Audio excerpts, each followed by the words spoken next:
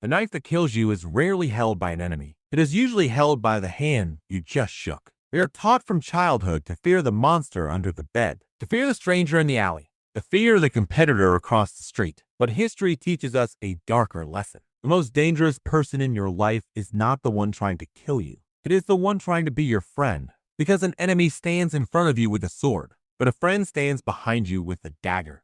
Today, I am going to teach you the most painful lesson in dark psychology. Why you should trust no one, and how to identify the snakes hiding in your grass before they strike. 1. The physiology of envy. Why do friends betray us? It comes down to one simple human emotion: envy. Your enemies don't envy you. They hate, but your friends, they watch you closely. They compare their life to yours. When you succeed, they smile on the outside, but on the inside, a part of them dies. Psychologists call this Schadenfreude, taking pleasure in the misfortune of others. Think about it. Who was the person to criticize your new business idea? Was it a stranger? No, it was your best friend. They said they were being realistic. They said they were looking out for you. Lie. They were terrified that you might actually succeed and leave them behind. Familiarity breeds contempt. They know your weaknesses. Why, they know exactly where to stick the knife. Part 2. Law 2. Robert Greene wrote in the 48 Laws of Power. Never put too much trust in friends. Learn how to use enemies. This sounds paranoid, but it is strategic. Friends are lazy. They expect favors because they are your friend. They feel entitled to your time and your money.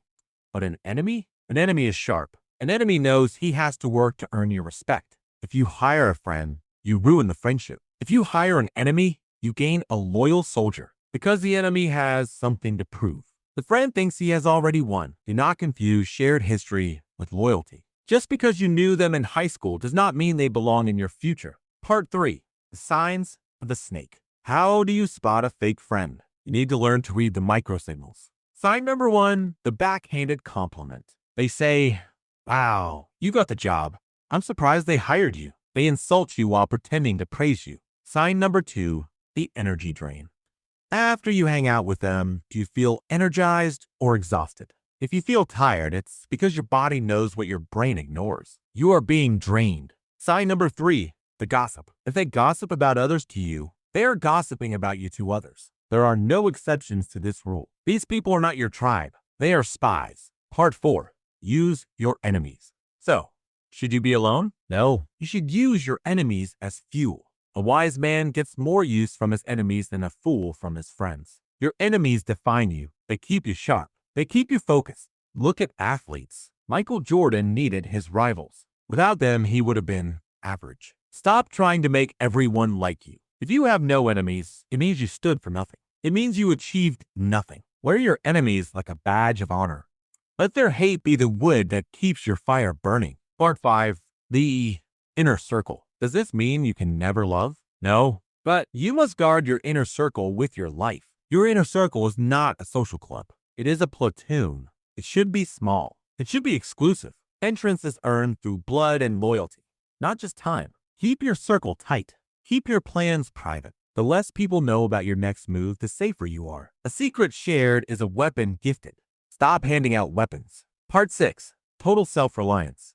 At the day, you enter this world alone, and you will leave this world alone. The only person you can trust 1% is the one looking back in the mirror. Stop looking for a savior. Stop looking for a partner to complete you. Complete yourself.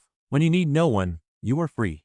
When you seek no validation, you are untouchable. Learn to enjoy your own company. Learn to sit in an empty room and feel at peace. Because if you are lonely when you are alone, you are in bad company. Conclusion. Your assignment this week is to audit your circle. Look at the people around you. Who claps when you win? Who goes silent when you succeed? Who drains your energy? Identify the snakes. And then cut the grass. You don't need to fight them. You don't need to argue with them. Just distance yourself. Protect your peace. Trust yourself.